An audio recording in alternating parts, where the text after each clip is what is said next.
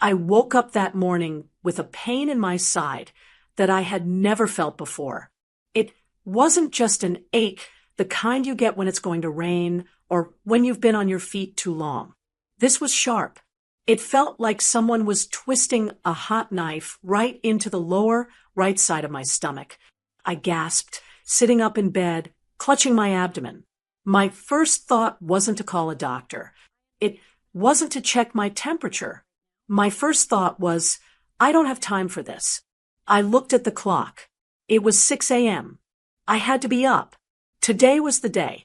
It was the big 70th birthday party for my daughter-in-law's mother. Not my birthday, not my party, but somehow it had become my responsibility. I took a deep breath, trying to push the pain down, telling myself it was just indigestion. Maybe I ate something wrong last night. I swung my legs over the side of the bed and forced myself to stand. The room spun for a second, but I steadied myself against the dresser. "You're fine, Rosa," I whispered to myself.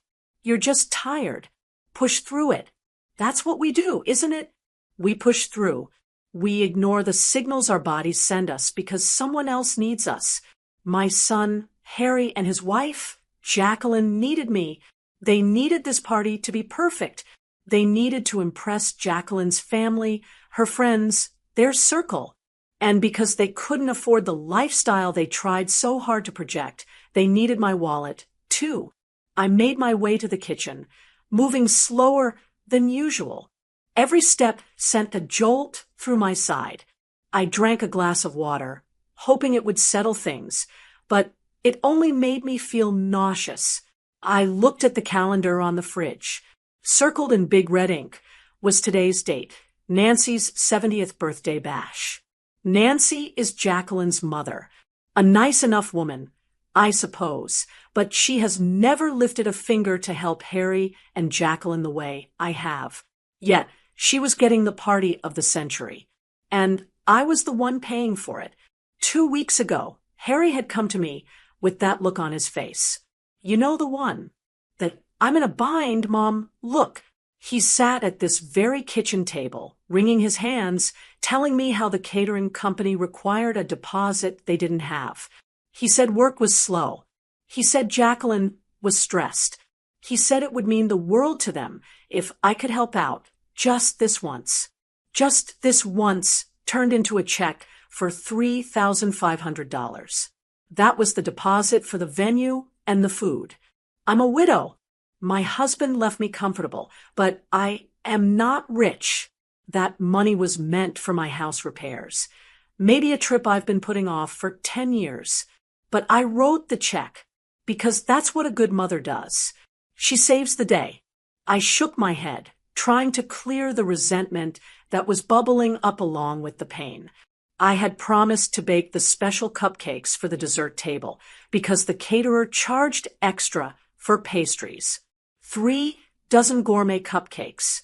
I had to start mixing the batter. By 8 a.m., the pain had moved. It was sharper now, localized low on my right side. I was leaning against the counter, sweating even though the house was cool. The mixer was whirring, loud and obnoxious, masking the sound of the doorbell. I didn't hear it until the knocking started. I wiped my hands on my apron and went to the door.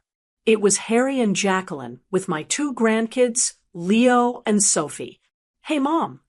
Harry breezed past me, carrying a bag of decorations. He didn't look at me. He didn't see the sweat on my forehead or the way I was holding my side. "We're running so late. The balloon guy is lost, and Jacqueline still needs to get her hair done." Jacqueline followed him in, looking frantic. "Rosa, thank God you're up. The kids are starving. We didn't have time for breakfast. Can you feed them? We have to go deal with the venue setup, and then I have my appointment." I looked at them. My son, 38 years old, running around like a teenager. His wife, worried about her hair. And here I was, barely standing upright. "Harry," I said, my voice weaker than I intended, "I'm not feeling well this morning." Harry was already halfway to the kitchen, looking for his car keys he had just set down. Mom, don't say that. We need you today. You're watching the kids until the party starts at 4 o'clock, right? That was the plan. I know, I said, gripping the back of the sofa, but I really have a bad pain in my stomach. Jacqueline stopped checking her makeup in the hallway mirror and glanced at me. It's probably just nerves, Rosa, or something you ate. Take some Tums. We really can't change the schedule now. My mom is flying in at noon. We'll be back to pick everyone up at 3:30, Harry said, kissing the top of my head without actually looking at my face. You're the best, Mom. Seriously, you're a lifesaver. And then they were gone. The door slammed shut. I was alone with a 6-year-old and an 8-year-old, a burning fever starting to rise, and 3 dozen unbaked cupcakes. Grandma, I'm hungry. Leo shouted, running toward the kitchen. I spent the next 3 hours in a haze of agony. I managed to make the kids toast and fruit, but I couldn't eat. I sat on the kitchen stool, watching them watch TV, trying to breathe through the waves of cramping. It felt like something inside me was about to burst. I knew this wasn't indigestion. I had had 2 children. I knew what real pain felt like. This was dangerous. At 11:30 a.m., I stood up to get a glass of water for Sophie. A wave of dizziness hit me, so hard the room went black for a second. I grabbed the edge of the counter, but my hand slipped. I collapsed. I hit the linoleum floor hard. The pain in my abdomen exploded. It was blinding. I curled into a ball, gasping for air, unable to scream. Grandma? Sophie's voice sounded far away. Grandma, get up. I couldn't get up. I couldn't move my legs. I was shivering, freezing cold, even though I knew I was burning up. Phone. I wheezed. Sophie, bring Grandma her phone. My sweet granddaughter ran to the table and brought me my cell phone. My hands were shaking so badly I could barely unlock the screen. I went to my favorites. I pressed Harry's name. It rang. Once. Twice. 3 times. Please pick up, I prayed. Please, Harry. I'm in trouble. The ringing stopped, but it didn't go to voicemail. A little gray text bubble appeared on my screen instantly. He had hit the decline with message button. I squinted at the screen, tears blurring my vision. The message read, Can't talk right now. Picking up the balloons. See you at 3. He declined my call. I was lying on the floor, possibly dying, and he couldn't take 10 seconds to answer because he was picking up balloons for a party I paid for. A sob escaped my throat, not from the pain, but from the sheer heartbreak of it. I looked at that text message. It was a slap in the face. It told me exactly where I stood in the pecking order of his life. I was below the balloons. I knew I couldn't wait for him. If I waited until 3 p.m., I might not be here. Leo, Sophie, I whispered, trying not to scare them. Go into the living room and watch your show. Grandma needs to make a call. They ran off, oblivious. With trembling fingers, I closed Harry's text message. I didn't call Jacqueline. I didn't call my neighbors. I dialed the only 3 numbers that would listen to me right now. 911. 911, what is your emergency? I need an ambulance, I said, my voice barely a whisper. I'm alone. And I think something inside me just ruptured. As I waited for the sirens, lying on my cold kitchen floor, I stared at the ceiling. The cupcakes were still on the counter, unbaked. The party was going on without me. And for the first time in my life, I realized that being the good mother might just be the thing that kills me. The ambulance ride was a blur of noise and vibration. I remember the paramedic, a young man named David, holding my hand. His grip was firm, warmer than mine. I was shivering uncontrollably now, my teeth chattering so hard I thought they might crack. David kept asking me questions to keep me awake. He asked about my allergies, my medications, and then he asked the question that made my chest hurt more than my stomach. Is there anyone meeting us at the hospital? Rosa, did you reach your son? I looked up at the metal ceiling of the ambulance. I had to tell a stranger the truth. He didn't answer. I whispered, shame burning my cheeks. He's busy with a party. Saying it out loud made it real. I was in the back of an ambulance with lights flashing and sirens wailing, and my son was picking up balloons. When we wheeled into the emergency room, it was chaotic. The bright, fluorescent lights stung my eyes. Doctors and nurses swarmed around the stretcher, transferring me onto a hospital bed. They hooked me up to monitors that beeped in a rhythm that was far too fast. My heart was racing. A doctor pressed down on my lower abdomen, and I let out a scream that embarrassed me. Ruptured appendix, the doctor said to the nurse, his voice tight. It's bad. Peritonitis has set in. We need to get her to immediately. Get the consent signed. I was dying. My appendix had burst, poisoning my body, and I was lying there alone. They gave me something for the pain, which took the sharp edge off, but it made everything feel heavy and distant. I lay there for what felt like hours, though it was probably only 30 minutes, staring at the curtain that separated me from the rest of the ER. I watched the shadows of people walking by. I listened for Harry's voice. Every time the automatic doors whooshed open, I lifted my head, hoping to see him. Finally, I heard him. She's in bed a nurse said.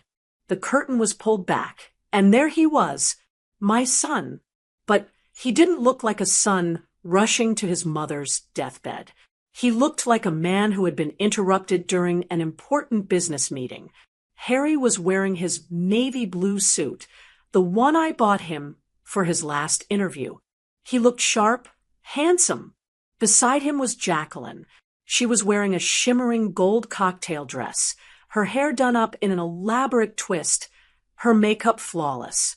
They looked like they belonged in a ballroom, not a sterile, blood-stained emergency room. Mom, Harry said, stepping up to the bed. He didn't take my hand. He checked his watch. Jesus, you really scared us. The neighbor called and said they saw the ambulance. I called you. I croaked, my throat dry. You didn't answer. Harry sighed, running a hand through his hair. He looked annoyed. I told you, I was driving. The balloons were blocking the rearview mirror. It was a whole ordeal. Jacqueline stayed near the foot of the bed, her arms crossed over her chest, protecting her dress from the hospital germs. She was tapping her foot. So what is it? Indigestion? Stress? It's my appendix, I said, tears leaking from the corners of my eyes. It ruptured. They have to do surgery right now. I saw a flicker of something in Harry's eyes. Maybe guilt, maybe fear, but it was gone in an instant, replaced by calculation. He looked at Jacqueline. They shared a silent look, a communication between husband and wife that I was excluded from. Okay, Harry said, looking back at me. Surgery. That's standard, right? People get their appendix out every day. It's an emergency, Harry, I said, pleading with him to understand. It's infected. We know, Rosa. Jacqueline cut in, her voice shrill. But the doctors handle this stuff all the time. You're in the best hands. She glanced at the clock on the wall. Harry, it's 1:45. A nurse bustled in with a clipboard. Mr. Viramontes, we need you to sign some paperwork for your mother's insurance and admission while we prep her. Sure, Harry said. He took the clipboard and stepped just outside the curtain to sign it on the counter. Jacqueline followed him. The nurse left the curtain slightly open. I don't think they realized I could hear them, or maybe they just didn't care. The drugs made me groggy, but my hearing was crystal clear. Harry, Jacqueline's voice was a harsh whisper. My mother's flight lands in 40 minutes. The guests are arriving at the venue at 3 o'clock. We are the hosts. We have to be there to let the caterers in. I held my breath. I waited for my son to defend me. I waited for him to say, "Jacqueline, are you crazy? My mother is going into emergency surgery. The party can wait. Your mother can take an Uber." Instead, I heard Harry sigh. "I know, Jackie. I know." "We can't not be there," Jacqueline pressed, her voice rising slightly in panic. "It's my mother's 70th. This party cost a fortune. If we aren't there to manage the timeline, it's going to be a disaster. People are coming from out of state." "You're right," Harry said. The words hit me harder than the doctor's hands. "You're right. It's just an appendix thing," Harry continued, his voice sounding confident, rationalizing the unthinkable. "It's routine procedure. She's going to be under anesthesia for hours anyway. Even if we stay, we'd just be sitting in the waiting room, doing nothing." "Exactly," Jacqueline agreed. "We can come back later, after the cake cutting." "Let's just go back home," Harry said. "She'll be fine. We can't miss the party." My heart shattered. It didn't break. It disintegrated. The monitor beside me started beeping faster, picking up my distress. They were leaving. They were actually leaving me to go eat cake and drink champagne while surgeons cut me open. The curtains swished open again. They walked back in, smiles plastered on their faces. The fake, bright smiles you give a child when you're lying to them about a shot at the doctor's office. "Okay, Mom," Harry said, leaning over the rail. He smelled like expensive cologne and hairspray. "So, the doctor says you're going in soon. That's great news. Get it fixed up. We have to run and get things set up for the kids." Jacqueline lied smoothly. She didn't mention the party. She used my grandchildren as a shield. "But we will be back as soon as you're out, okay?" I looked at them. I looked at my son, the boy I had nursed through fevers, the boy I had paid college tuition for, the man whose mortgage I had helped pay 3 times this year. I looked at him, and I saw a stranger. "You're leaving?" I asked. It wasn't a question. It was an accusation. "Just for a few hours," Harry said, patting my shoulder awkwardly. "You'll be asleep anyway. You won't even know we're gone."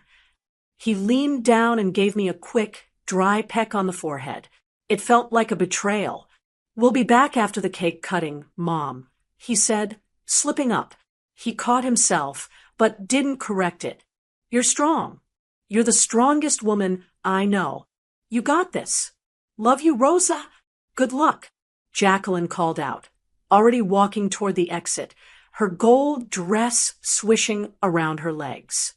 Harry turned and followed her. He didn't look back. Not once. I watched their backs as they walked out of the ER, heading toward the parking lot to their party. To my party. The party I paid for.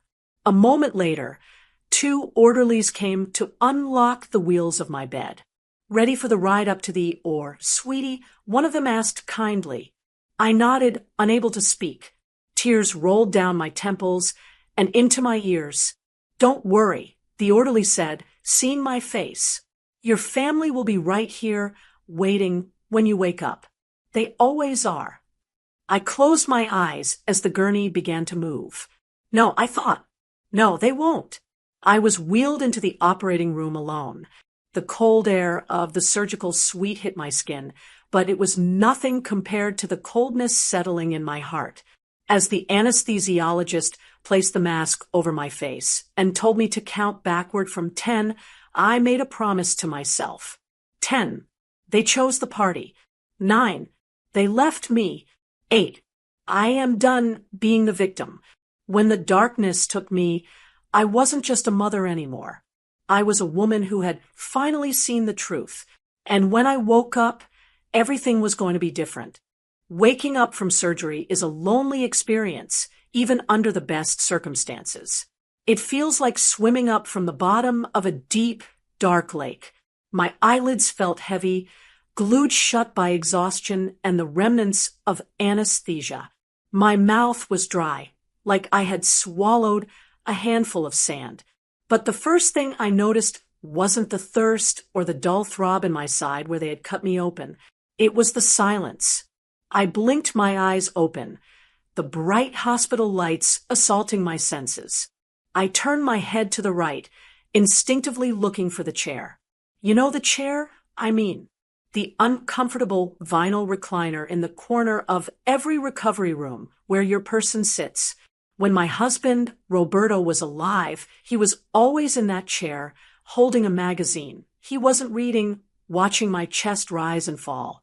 When Harry had his tonsils out at 8 years old, I slept in that chair for 2 nights. When Jacqueline had her gallbladder removed 3 years ago, I sat in that chair for 6 hours holding her purse and her phone, so she wouldn't worry.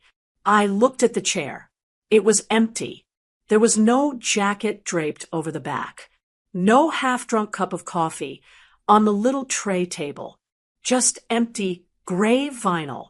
A nurse bustled in, checking the monitors above my head. She was a kind-looking woman with graying hair tied back in a sensible bun. Her name tag read Sarah. "Welcome back, Mrs. Viramontes," she said softly, adjusting my blanket. "You did great. The surgery went perfectly. Your appendix was a mess, but the doctor got it all before it caused more damage." I tried to speak, but my voice was just a rasp. I cleared my throat. "My son." Sarah hesitated. That hesitation told me everything I needed to know. She looked at the empty chair, then back at me, her eyes filled with a pity that stung worse than the incision. "There's no one in the waiting room for you right now, honey," she said gently. I checked the log. "No one has signed in since you went under." I closed my eyes, fighting back the hot tears that threatened to spill. "What time is it?" "It's just past 5:30, she said. 5:30. The party had started an hour and a half ago. They were cutting the cake soon. They had promised to be back. "We'll be back after the cake cutting," Harry had said. But if they weren't in the waiting room now, that meant they were still there. They were 45 minutes away in traffic. They weren't coming. "Can I have my phone?" I asked. Sarah reached into the plastic bag of my personal belongings on the counter and handed me my cell phone. "I'll get you some iced chips," she said, giving my hand a squeeze before leaving me alone. My phone felt heavy in my hand. I tapped the screen. The brightness made me squint. I expected to see missed calls. I expected texts saying, "Mom, are you out yet?" or "On our way?" There were no texts from Harry, no texts from Jacqueline, but there were 14 notifications from Facebook. My heart started to hammer against my ribs. I saw the little blue F icon. Why was I getting notifications? I unlocked the phone and opened the app. The algorithm didn't make me search for the truth. It shoved it right in my face. The first thing I saw was a photo posted 20 minutes ago. It was a group shot. The lighting was perfect, golden hour sunshine streaming into the banquet hall I had put the deposit down for. There was Jacqueline, laughing with her head thrown back, holding a flute of champagne. There was her mother, Nancy, looking regal in a silver dress, holding a massive bouquet of roses. And there was my son, Harry. He had his arm around Nancy, beaming at the camera, his other hand clutching a beer. They looked happy. They looked carefree. They looked like people who didn't have a care in the world, let alone a mother lying in a hospital bed with stitches in her gut. I scrolled down to read the caption. Jacqueline had posted it. "Nothing matters more than families celebrating together. So grateful for this beautiful day and these beautiful people. Hashtag blessed, hashtag family first, hashtag Nancy's 70th. I stared at those words. Family first. I zoomed in on the photo. I looked at the glass of champagne in Jacqueline's hand. It was the expensive brand, the Veuve Cliquot. I remembered the conversation clearly. Jacqueline had said, "Oh, it's too expensive. Rosa, we'll just get the house sparkling wine." And I had said, "No, it's a special occasion. I'll cover the upgrade." I paid for the drink she was using to toast her life while ignoring mine. I scrolled to the next photo. It was a picture of the dessert table. My cupcakes weren't there, obviously, since I never baked them. Instead, there was a massive tiered cake from a bakery downtown. A bakery that requires payment on delivery. I frowned. How did they pay for that? Then I remembered. Harry had my emergency credit card. I had given it to him 2 years ago for dire emergencies, only like a flat tire or a broken furnace. I opened my banking app, my fingers trembling with a mix of rage and adrenaline. I checked the pending transactions on the credit card. Today, 2:15 p.m. Bella's Bakery, $450. Today, 3 p.m. The Tipsy Bartender, open bar add-on, $800. I gasped. The air left my lungs. They hadn't just left me to die. They were using my money to upgrade the party I was missing. They used my emergency card to buy an open bar because they knew I wasn't there to stop them. I went back to the photo. I looked at Harry's smiling face. That smile used to be my whole world. I worked double shifts to put braces on those teeth. I wore old coats, so he could have new sneakers. I sat in empty rooms waiting for him to call, always making excuses for him. He's busy. He's stressed. He has his own family now. But looking at that screen, the excuses evaporated. The sadness that had been weighing on my chest for hours suddenly lifted, replaced by something much colder, something harder. They weren't busy. They were indifferent. They didn't care if I woke up or not, as long as the credit card worked. I looked at the hashtag again. Hashtag blessed. You're blessed. All right. I whispered to the empty room. You're blessed because I've been a doormat. I didn't cry. I think I had cried my last tear in the ambulance. Tears are for people who have hope that things will change. I had no hope left. I had something better. I had the truth. I sat up a little straighter, ignoring the pull of the stitches. I wasn't just a sad old woman in a hospital bed anymore. I was the financier. I was the bank. And the bank was looking at the ledger and seeing a lot of red ink. My thumb hovered over the like button on the photo. I almost pressed it, almost left a comment saying, "Glad you're having fun while I'm in recovery." But I stopped myself. No, that's what a victim does. That's what a nagging mother does. And they would just roll their eyes and say, "Oh, there goes drama Queen Rosa again." I wanted more than a comment. I wanted them to feel what I was feeling. I wanted the ground to drop out from under them the way it had dropped out from under me in my kitchen. I took a screenshot of the photo. I took a screenshot of the bank notification. I saved them both. Sarah, the nurse, came back in with a cup of ice chips. "Here you go, sweetie. Are you okay? You look intense." I took the cup from her, my hand steady for the first time all day. I crunched down on a piece of ice, the cold matching the feeling in my chest. "I'm better than okay, Sarah," I said, my voice raspy but firm. "I'm awake." I unlocked my phone again. I wasn't calling Harry. I wasn't calling Jacqueline.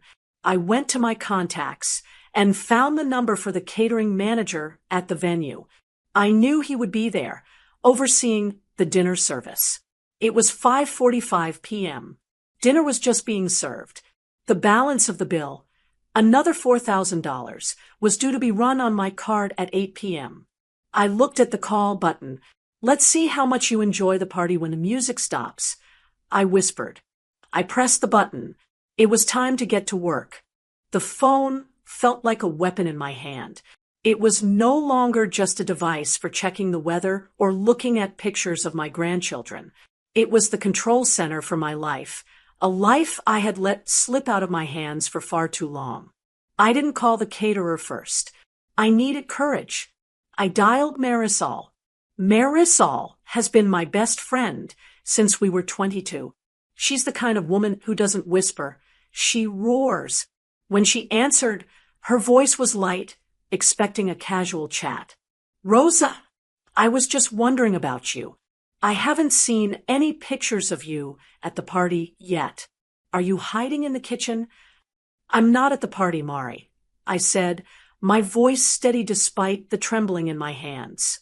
I'm in the hospital. There was a silence on the other end, heavy and immediate. What? Which hospital? What happened? My appendix ruptured this morning. I had emergency surgery. Oh my God, Rosa, I'm coming right now. Is Harry there? Let me talk to him.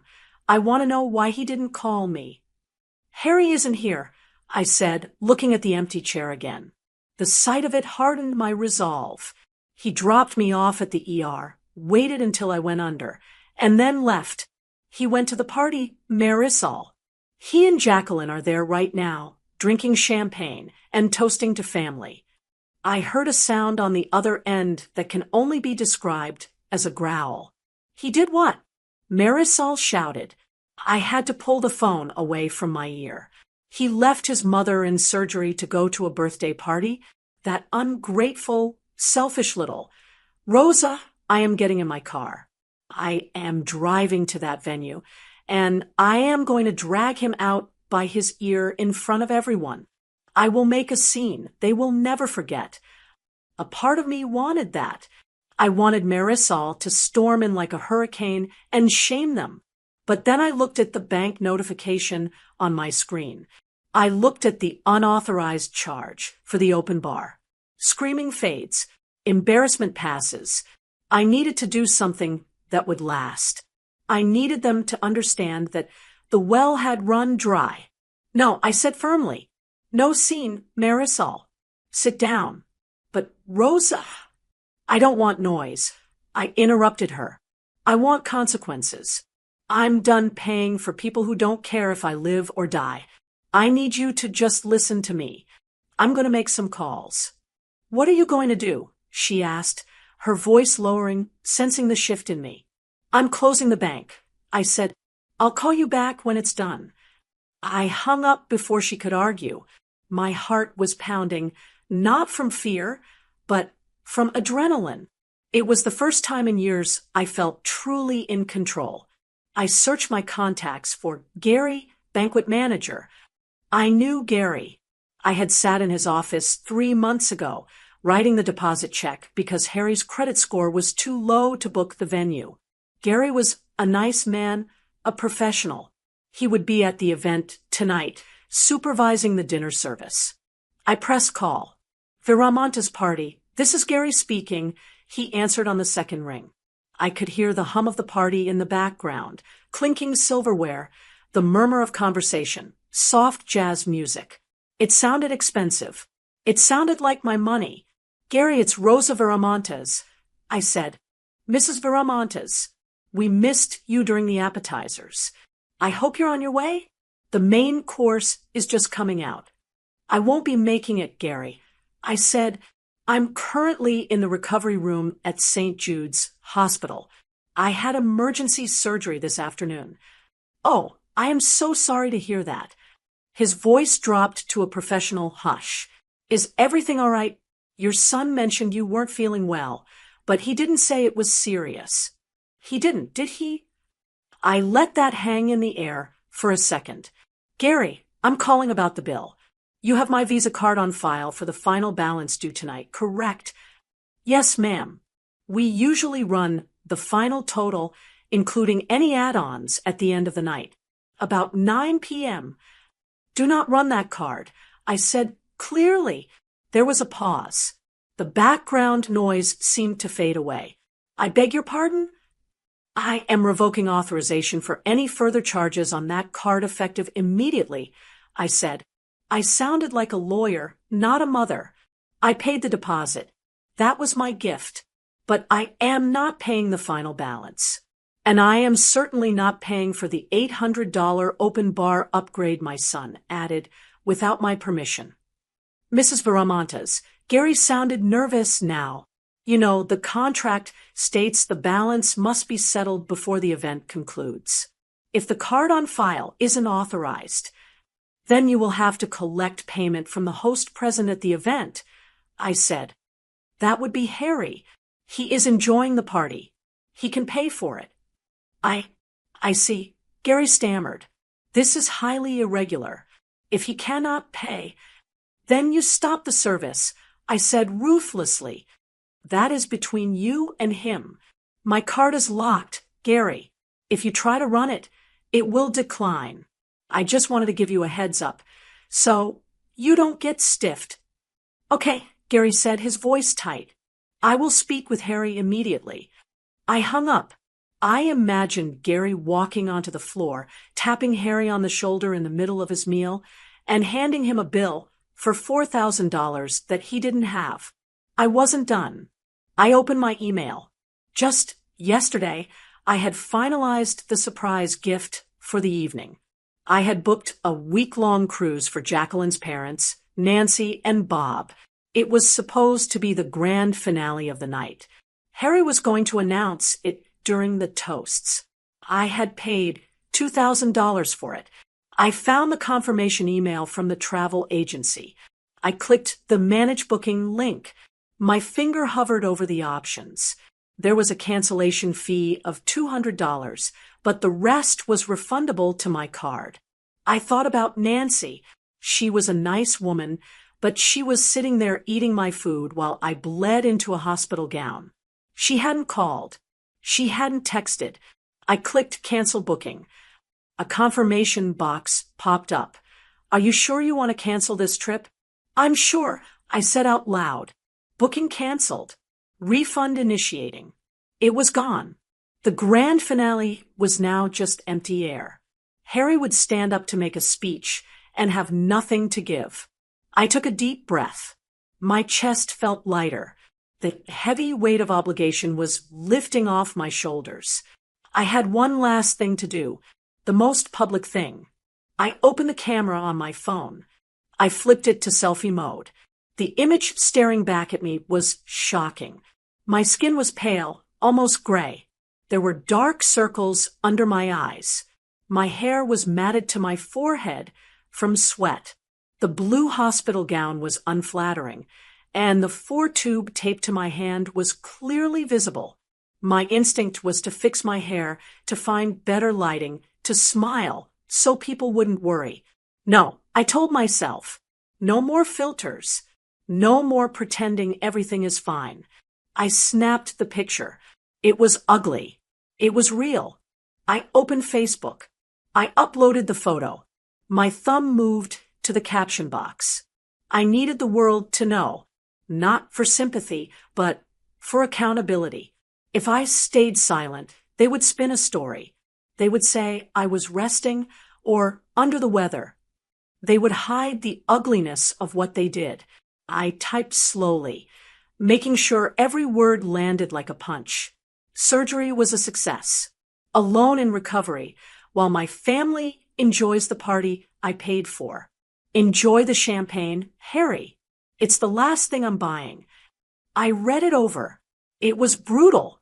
It would humiliate them. It would cause a scandal in our family that would last for years. Good. I pressed post. The little blue progress bar zipped across the screen. Posted just now. I set the phone down on the tray table. The room was quiet, but I knew that miles away, phones were starting to buzz. I leaned my head back against the pillow and closed my eyes. For the first time all day, the pain in my stomach didn't bother me at all. I waited for the explosion. I was ready. I lay back against the pillows, the hospital room quiet except for the rhythmic hum of the air conditioner. It was 7:55 p.m. The time was etched into my mind. At the banquet hall, the waiters would be clearing the dinner plates. The lights would be dimming for the speeches. And Gary, the banquet manager, would be walking toward the head table with a black leather folio in his hand. I didn't need to be there to see it. I had lived through enough of Harry's financial messes to know exactly what panic looked like on his face. He would be smiling, maybe loosening his tie, feeling important as the host of a party he didn't pay for. Then Gary would lean in, whisper something polite but firm, and hand him the bill. At 8:02 p.m., my phone lit up. It was a text from Harry. "Mom, pick up. The card isn't working. Gary is saying it's declined. Call the bank now." I stared at the message. I didn't touch the phone. I just watched the words glow on the screen. 2 minutes later, the phone rang.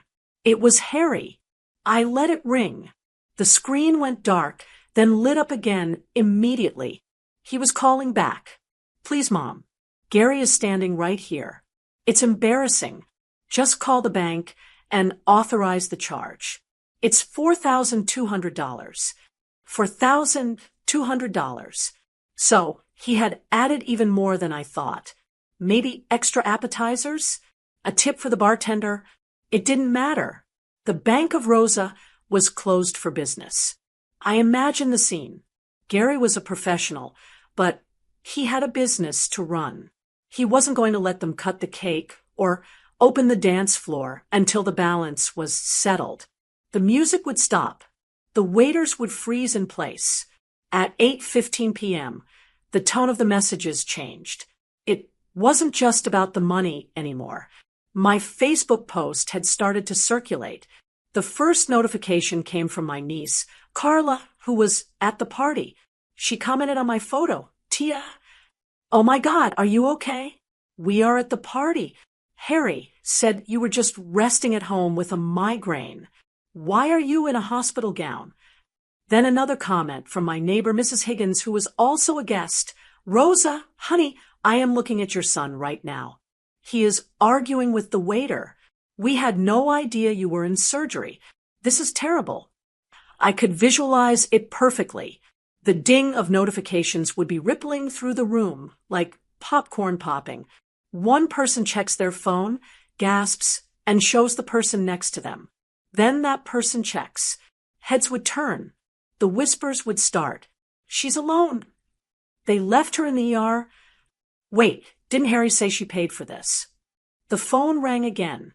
This time it was Jacqueline. I let it go to voicemail. Then I listened to the message she left immediately after. Her voice was high-pitched, breathless, trying to keep her voice down so the guests wouldn't hear. "Rosa, take that post down. Right now. Do you have any idea what you are doing? My mother just saw it. People are staring at us. You are ruining everything. We didn't leave you. We came to manage the guests. Delete it." I smiled. A genuine, cold smile. She wasn't worried about my health. She wasn't asking if I was in pain. She was worried about the stairs. She was worried that the carefully constructed image of their perfect family was crumbling right in front of the people she wanted to impress the most. At 8:30 p.m., Marisol called. This time I answered. "Rosa," Marisol whispered. She wasn't shouting anymore. She sounded awestruck. "You should see this. It is absolute chaos." "Tell me," I said, closing my eyes to picture it. Gary stopped the bar service. Marisol reported, "They put a cash bar, only sign up because the tab wasn't settled. Harry is sweating through his suit. He's on the phone with 3 different credit card companies, but I think he's maxed out. He's trying to get a loan from his college roommate in the corner. And the guests?" I asked. "Everyone is on their phones looking at your picture." Marisol said, "I'm sitting at table 5. The lady next to me just said, 'I can't believe they are eating cake while his mother is alone in recovery.' Rosa, the room has turned. It's not a celebration anymore. It's a funeral." "Good," I said. "What about Nancy?" "Jacqueline's mom?" Marisol let out a short, dark laugh. "She looks like she swallowed a lemon. She saw the post. She walked up to Jacqueline and asked loudly, 'Is it true Rosa is in the hospital? Did you leave her there?' Jacqueline tried to deny it, tried to say it was a misunderstanding, but the picture doesn't lie. Rosa, you look like you've been through hell. I said, I went through hell, so they could have a party. Oh, and the best part, Marisol added. Harry just went up to the microphone. I think he was going to try to do the toasts to save the mood. He was going to announce the surprise trip. My heart gave a little jump. The trip I had canceled. What happened? He tapped the mic. Marisol said. He started saying how much he loves Nancy and how generous the family is. He reached into his pocket for the envelope with the cruise tickets. He opened it, and then he just froze. I realized he must have checked his email notifications right before standing up. The cancellation email from the travel agency would have been sitting right at the top of his inbox. He turned bright red. Marisol continued. He muttered something about a technical difficulty and sat back down. He didn't announce the trip. Jacqueline looks like she's going to murder him. He didn't announce it because there is no trip. I told her. I canceled it an hour ago. Marisol gasped. Rosa Viramontes, you are dangerous. I'm just tired, Mari. I said, I'm tired of being the wallet. The texts from Harry were coming in rapid fire now, desperate and pathetic. Mom, the travel agent says the trip is canceled. What is going on? Gary is threatening to call the police for theft of services if we don't pay the balance. Everyone is looking at us. Please, I'll pay you back. I swear. Just turn the card on. I didn't reply. I watched the messages stack up. I'll pay you back. How many times had I heard that lie? He would pay me back when he got a bonus, when the tax refund came, when he sold the old car. He never paid me back. He paid me in I love yous and quick visits, assuming that was currency enough for a mother's love. At 9 p.m., the silence from the party end was deafening. The event was supposed to go until midnight. But Marisol sent me one final text. People are leaving. They are grabbing their coats. Nancy just walked out with her sister. She didn't even say goodbye to Jacqueline. It's over, Rosa. They are clearing the tables. I set the phone down on my chest. It was done. They had abandoned me for a party. So I took the party away. The nurse, Sarah, poked her head in a few minutes later to check my vitals. She saw the phone on my chest and the strange, peaceful look on my face. Everything okay, Mrs. Viramontes? She asked. Your blood pressure is a little high. I'm fine, Sarah, I said, adjusting my blanket. Actually, I'm better than fine. I think the fever just broke. I lay there in the quiet room, alone but not lonely. For the first time in years, I wasn't wondering if my son needed me. I knew he needed me desperately, and for the first time in his life, he was going to have to learn that need is not the same thing as love. I closed my eyes and finally, truly rested.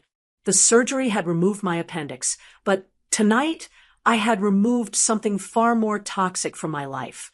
The silence in my hospital room didn't last long. It was broken not by a nurse or a doctor, but by the angry buzzing of my phone on the plastic tray table. It vibrated so hard it rattled against the water pitcher. I looked at the screen. It was Harry again, then Jacqueline, then Harry, then a number I didn't recognize, probably the venue manager, trying one last time to get paid. I picked up the phone, not to answer, but to look at the notifications piling up on the lock screen. It was fascinating in a sick sort of way. For 6 hours, while I was being cut open and sewn back together, my phone had been dead silent. My son hadn't checked on me once. But now that his credit card was declined and his reputation was taking a hit, he was blowing up my phone like a teenager with a crush. But these weren't love notes. They were panic-wrapped in manipulation. I opened the text thread from Jacqueline first. She had sent a paragraph that took up the whole screen. Rosa, I cannot believe you would do this to us. To me, on my mother's 70th birthday. Do you have any idea how embarrassing this is? Gary, stop the music. People are whispering. Mom is crying in the bathroom. We were just about to leave to come see you. We were literally grabbing our coats when the manager cornered Harry. You have to delete that post right now and tell the bank it was a mistake. Fix this. I read it twice. We were just about to leave. I looked at the timestamp on the credit card alert for the open bar upgrade. 8 p.m. They weren't grabbing their coats. They were grabbing another round of drinks on my dime. Then came Harry's texts. They were shorter, more frantic. Mom, pick up. It's not what it looks like. You're overreacting. We didn't leave you. We just needed to manage the event. We love you. Please don't ruin this for us. The police are here, Mom. Gary called the cops because we can't pay. Are you happy now? Was I happy? No. I was in a hospital bed with a tube in my arm and an incision in my stomach. I wasn't happy, but I felt a grim sense of justice. I went to the settings on my phone. I didn't turn it off. I needed it in case the doctors needed to reach my emergency contact, which I realized with a pang was still Harry. I needed to change that. Instead, I tapped the moon icon. Do not disturb.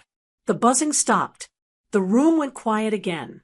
But peace is hard to keep when you've spent a lifetime being a doormat. 10 minutes later, the hospital room phone, the landline on the bedside table, rang. I hesitated.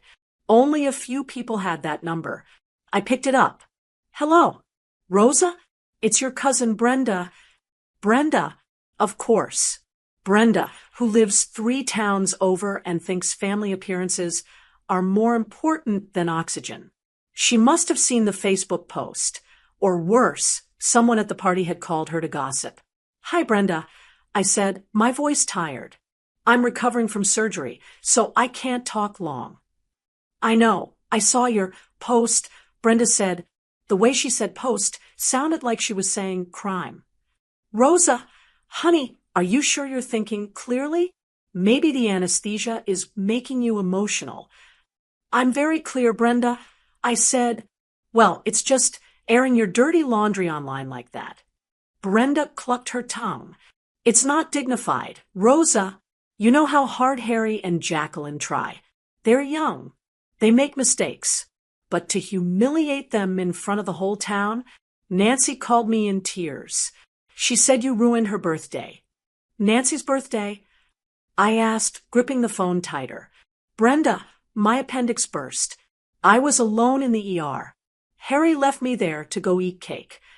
I'm sure he didn't mean to hurt you, Brenda soothed, using that voice people use on toddlers. He probably just thought you were stable. You know how men are. They don't handle medical stuff well. But Rosa, you're the mother. You're the matriarch. It's your job to keep the peace. Be the bigger person.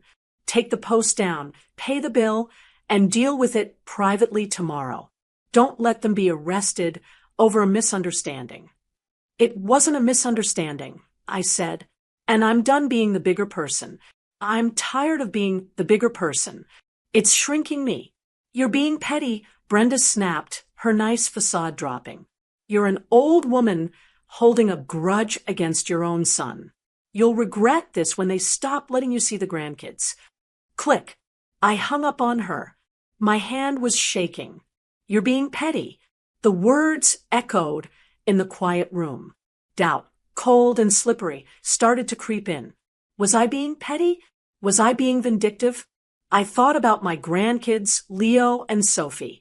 Harry would definitely use them as a weapon. He would tell them Grandma is mean. Grandma is crazy. Grandma ruined the party. I looked at the darkened screen of my cell phone. Maybe Brenda was right. Maybe I should just pay the bill. It's just money, right?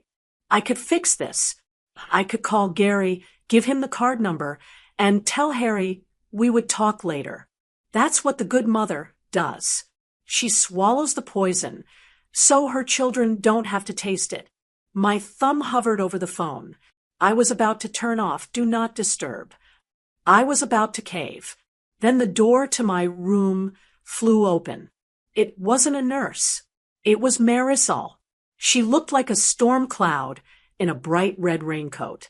Her hair was frizzy from the humidity, and she was carrying a large paper bag that smelled like heaven, roasted chicken, and plantains. She took one look at my face and stopped. She dropped the bag on the visitor chair, the chair Harry should have been in, and marched over to the bed. "I know that look," she said, pointing a finger at me. "That is the I'm sorry I exist look. Stop it." Brenda called. I whispered, tears finally spilling over. "She said I'm being petty. She said I'm ruining the family." Marisol let out a noise of disgust. "Brenda is an idiot. Brenda hasn't paid a bill on time in 1994. Don't listen to Brenda." She pulled the tray table closer and started unpacking the food. Real food, not hospital jelly. "I brought you soup, and I brought you the truth. They're saying they were coming back." I told her, my voice trembling. Jacqueline texted. She said they were just about to leave when the card declined. Maybe I jumped the gun, Mari. Maybe I should have waited. Marisol stopped unpacking. She leaned over the bed, her dark eyes fierce. "Rosa, listen to me," she said firmly. "I was there. I walked into that venue right as the chaos started. Do you know what I saw?" I shook my head. I saw Harry sitting at the bar with a scotch in his hand, laughing with his college buddies. I saw Jacqueline dancing with her mother. It was 8:15. If they were just about to leave, why were his jacket and keys checked at the coat check? I saw him waiting in line to get them after the manager stopped the music. She grabbed my hand. Her skin was rough and warm. They were not coming back, Rosa, not until the party was over. Not until they had squeezed every last drop of fun out of your credit card. They left you here to die alone, so they could look rich in front of their friends. They left me, I repeated, the reality settling back in, pushing the doubt away.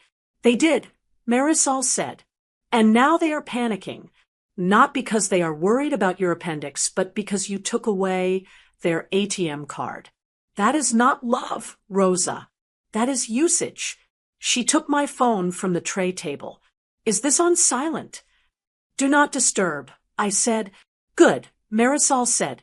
She put the phone in her purse. "You are not talking to them tonight. You are eating this soup. You are resting. And that post stays up. What if they get arrested?" I asked, the mother in me still flinching at the thought. Marisol shrugged, opening the container of soup. "Then maybe they will learn that actions have consequences. You didn't call the police, Rosa. The venue did. That's on them." She spooned some broth and held it to my lips. "Eat. You need your strength. Tomorrow is going to be a war, and I need you to be a general, not a doormat." I took the soup. It was warm and salty and tasted like love. Real love. The kind that shows up. I looked at the empty spot on the table where my phone used to be. The panic was still there, buzzing in the back of my mind. But Marisol was right. I had spent 40 years protecting Harry from the world. I couldn't protect him from himself anymore. "Keep the post up," I said, swallowing the soup. "Damn straight," Marisol said. "Now, tell me about the nurses. Are they treating you right, or do I need to fight someone here too?" I laughed. It hurt my stitches, but it felt good. I wasn't alone. And for the first time in my life, I wasn't going to apologize for being the one who needed saving. The morning sun hit the hospital blinds at a sharp angle, slicing the room into stripes of light and shadow. It was 10 a.m. on the day after surgery. My abdomen felt tight, and moving was still a struggle, but my mind was clearer than it had been in years. Marisol was sitting in the corner, reading a magazine, but I knew she wasn't really reading. She was standing guard. We had spent the morning preparing. Marisol had gone down to the hospital business center to type up a document I dictated to her over breakfast. That piece of paper was now folded neatly on my bedside table, sitting under my glasses case. "They're here," Marisol said quietly, not looking up from her magazine. I heard the heavy footsteps in the hallway before I saw them. There was no hesitation, no soft tread of worried relatives trying not to disturb a patient. These were the stomping footsteps of people on a mission. The door swung open without a knock. Harry and Jacqueline walked in. They looked terrible, and for a split second, a mother's instinct kicked in. I wanted to ask if they were okay, but I stopped myself. They didn't look tired from grief or worry. They looked hungover and furious. Harry was still wearing his suit pants from the night before, but the shirt was wrinkled and unbuttoned at the collar. His eyes were bloodshot. Jacqueline wasn't wearing her gold dress, thankfully, but she had on oversized sunglasses and sweatpants, looking like she was trying to hide from the world. They didn't bring flowers. They didn't bring a card. They didn't even stop at the foot of the bed to look at me. Harry marched right up to the side of the bed, his face flushed. "Do you have any idea what you did?" he demanded. His voice was loud, bouncing off the sterile walls. "Gary called us at 7 a.m. 7 in the morning, Mom. He's threatening to file a police report for theft of services if the bill isn't paid by noon today." "Hello to you too, Harry," I said calmly. "I'm doing much better. Thank you for asking. The surgeon said the infection was severe, but I pulled through." Harry waved his hand dismissively, as if my near-death experience was just a distraction from the real issue. "Stop it. Stop with the guilt trip. We know you're fine. The doctor said you were stable yesterday. We need to talk about the money." "There is nothing to talk about," I said, adjusting the bed controls so I could sit up straighter. The motor whirred, lifting me up so I could look him in the eye. "You promised." Jacqueline piped up from the doorway, pulling her sunglasses off. Her eyes were puffy. "You told us the party was your gift. You signed the contract. You can't just pull the rug out from under us in the middle of the event. It's cruel. Cruel." I repeated the word, tasting the irony of it. Cruel is hearing your son say, "Let's go back to the party. She'll be fine," while I'm lying on a gurney thinking I might never see my grandchildren again. The room went silent. Harry stiffened. He looked at Jacqueline, then back at me. "You heard that," he whispered. I heard every word. I said, "I heard you choose cake over my life. I heard you decide that my emergency wasn't worth missing a toast. So don't talk to me about what I promised. I promised to support a family that supports me. You broke that contract the moment you walked out those ER doors." Harry ran a hand over his face. "Mom, it wasn't like that. We were panicked. We weren't thinking straight." "You were thinking perfectly straight," I corrected him. "You were thinking about your reputation. You were thinking about having a good time. And you were thinking that good old Rosa would just take it like she always does." "Look, we can argue about feelings later," Harry snapped, his patience fraying. "Right now, we have a real problem. Gary wants $4,000. We don't have it. You know we don't have it. If we don't pay, they're going to sue us. Just give me the card number. Mom, please, we'll pay you back." I reached over to the bedside table. I picked up the folded piece of paper Marisol had typed. My hand wasn't shaking. "I'm not paying Gary," I said, "and I'm not paying for anything else either." I held the paper out to him. "You need to read this." Harry took it, looking confused. "What is this?" "It's a list," I said. "It's a list of everything I pay for that you seem to have forgotten about." Harry unfolded the paper. Jacqueline stepped closer to read over his shoulder. I watched their eyes skim down the page. 2019 Honda Pilot car insurance, $180 per month. Harry and Jacqueline's cell phone family plan, $240 per month. Leo and Sophie's private school tuition, $1,200 per month. Netflix, Hulu, Disney Plus subscriptions, $55 per month. Weekly housekeeping service for Jacqueline, $400 per month. Grandkids, swimming, and karate lessons, $300 per month. Effective immediately, I said, my voice steady and hard. All those accounts are being canceled or transferred to your name. The bank of Mom is closed. Figure it out. Harry's face turned a shade of pale I had never seen before. He looked up at me, the paper trembling in his hand. You can't do this, he stammered.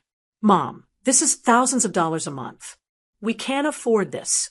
The tuition alone, we'd have to pull the kids out of school.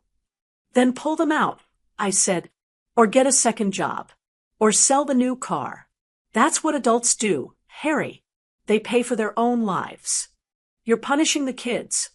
Jacqueline shrieked, stepping forward. This isn't about us. It's about Leo and Sophie. How can you do that to them? You're supposed to be their grandmother.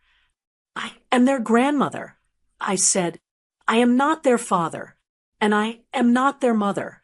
It is your job to provide for them, not mine. I have spent my retirement savings making your lives easier, and in return, I got abandoned in a hospital. Harry crumpled the paper in his fist. His eyes narrowed, and for the first time, I saw a flash of real malice in him. He realized begging wasn't working, so he switched to the only weapon he had left. Fine, he spat. You want to play hardball? Let's play. If you cut us off, you cut yourself off. You don't get to see Leo and Sophie. You don't get to be grandma if you don't support the family. Marisol gasped from the corner. Harry, you little... I held up a hand to stop her. I looked at my son. I looked at the man I had raised, the man I had loved more than my own life. And I realized he wasn't bluffing. He was actually trying to ransom my grandchildren for a cell phone bill. But he forgot one thing. I wasn't just a grandmother. I was the woman who owned everything. Is that so? I asked quietly. You're going to keep the children from me? Watch me, Harry challenged, crossing his arms. No money, no access. That's the deal. I stared at him for a long moment. Then I leaned back against the pillows and let out a sigh. Okay, Harry, if that's your choice, I accept it. Harry looked surprised. He thought he had won. A smug smile started to form on his lips. I knew you'd come around.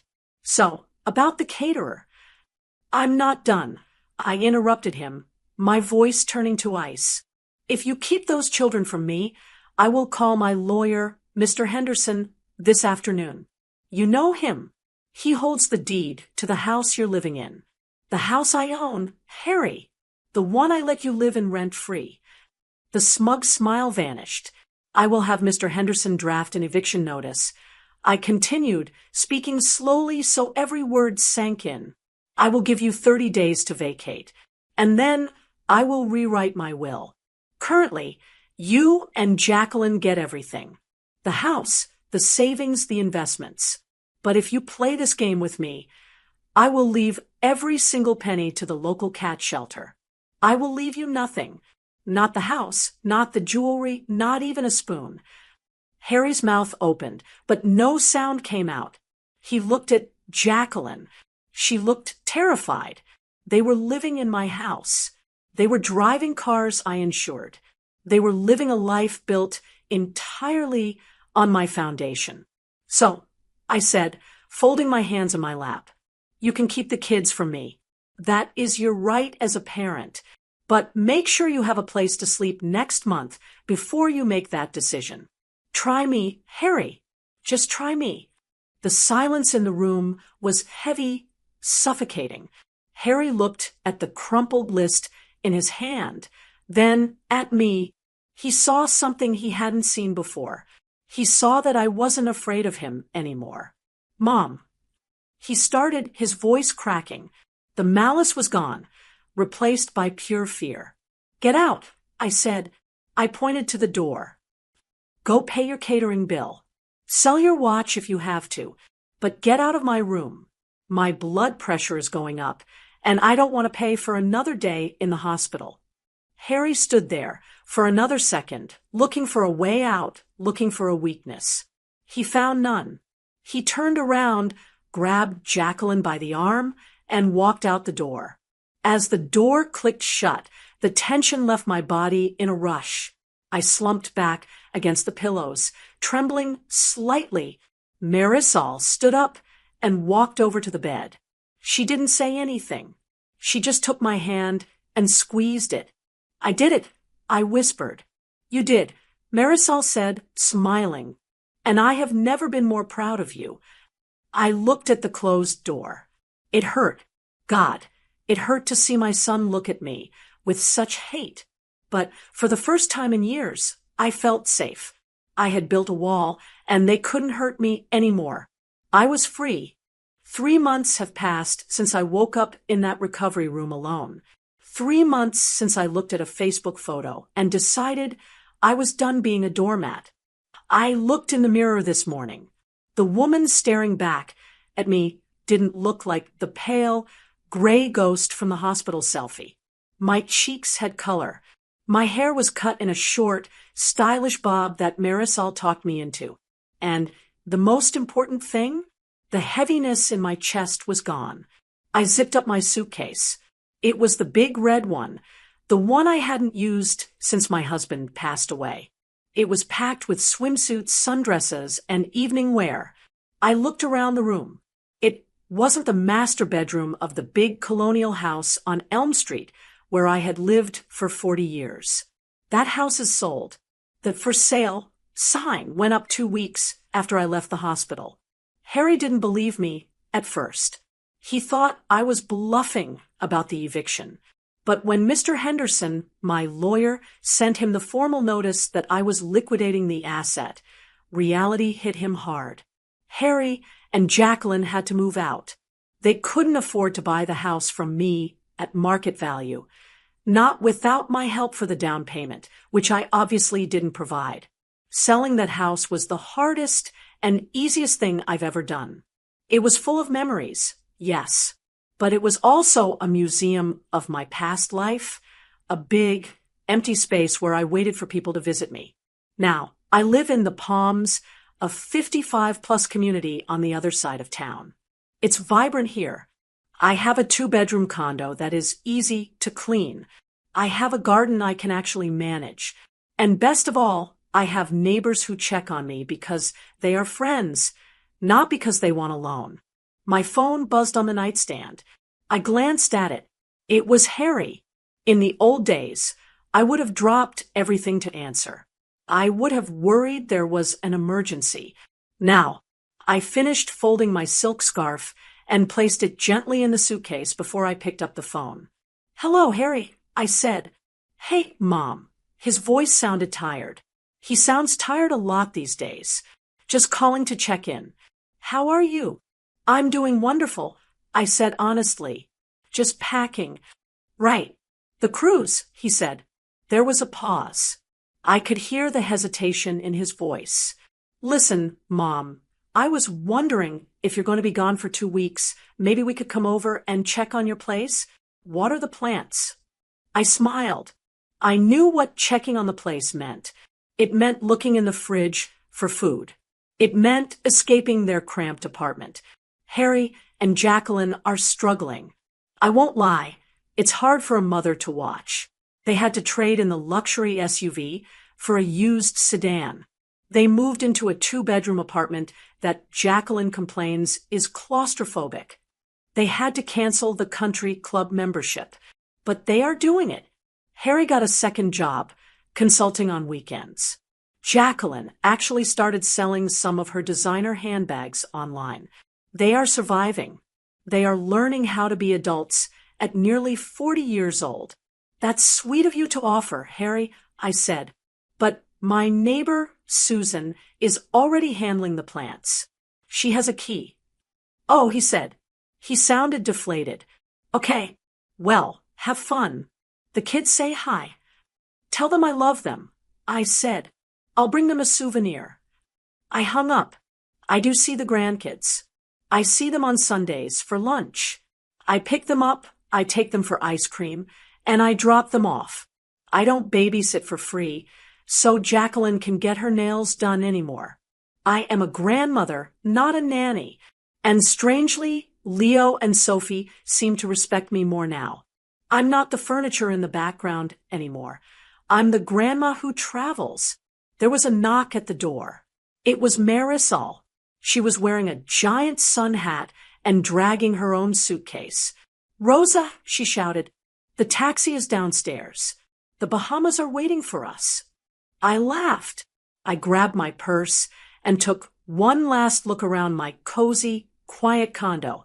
The trip I had canceled for Jacqueline's parents, the one Harry was going to give them with my money, I rebooked it. But this time, the names on the tickets were Rosa Viramontes and Marisol Garcia. First class, balcony suite. As I walked out the door, I thought about the woman I used to be, the woman who baked cupcakes while in pain, the woman who lay on a kitchen floor praying her son would pick up the phone. I felt a pang of sadness for her, but mostly I felt relief. I had to lose them to find myself. I had to close the bank to open my life. I walked to the elevator, my heels clicking on the floor. I wasn't running away from anything anymore. I was running toward something. I stopped paying for everything and stopped answering their calls until they learned respect. Did I go too far? Or was it time to teach them a lesson? Did you like the story? And which city are you listening from? Let's meet in the comments. If you like the story, you can support me by sending a super thanks, so I can keep bringing more stories like this. Thank you so much for your sweet support. I'm looking forward to your comments on the story. On the screen, you can see 2 new life stories that I highly recommend. There's so much more on my channel. Don't forget to subscribe. See you in the next life story.